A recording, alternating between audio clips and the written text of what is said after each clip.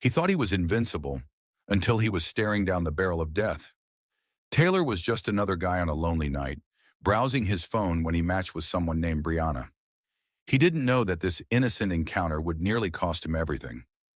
Minutes later, Brianna and her accomplice, Bob, had him cornered by his car. She gripped a metal pipe, warning him they had a gun, and if he didn't give them his money and truck, he wouldn't make it out alive. Taylor, feeling untouchable, refused. Then Brianna's mask dropped. She started crying, begging him to hand over his belongings so she wouldn't have to hurt him. But before he could react, Bob bolted for the van, and a moment of clarity hit Taylor. His life wasn't worth a stubborn stand. He revealed his badge. He was a cop, off duty, but a cop nonetheless. He drew his weapon, ordering them to get on the ground. They froze.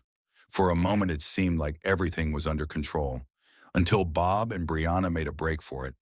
Taylor chased them into the darkness. But then it happened. 3 pops, gunshots, muzzle flash. Panic set in as Taylor scrambled back to his car, speeding away in terror.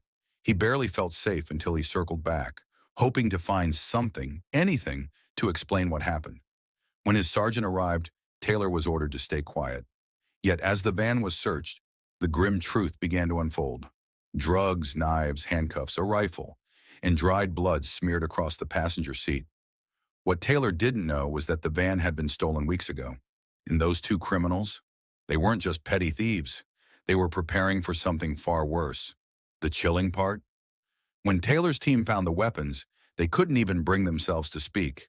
Their faces were ashen. The investigation didn't stop there. Nick had set his sights on Sabrina after she matched with him on Tinder.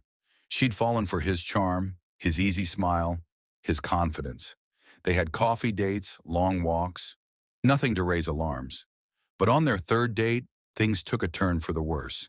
Nick invited her over for a glass of wine. It was supposed to be a harmless night, but by 8 p.m., Sabrina felt something off. Dizzy, weak, like she was slipping away. She realized with a sinking dread she'd been drugged, and Nick was planning something far more sinister. He'd done it before. Terrified, she made her move, pretending to be fine as she asked to use the bathroom.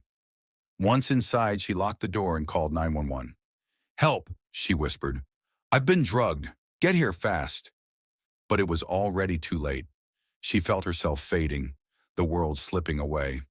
The last thing she remembered was the police, their cold hands carrying her, a bag being placed over her head to shield her from something too horrible to see. Sabrina never found out what Nick had prepared for her. The police never told her, but they didn't need to.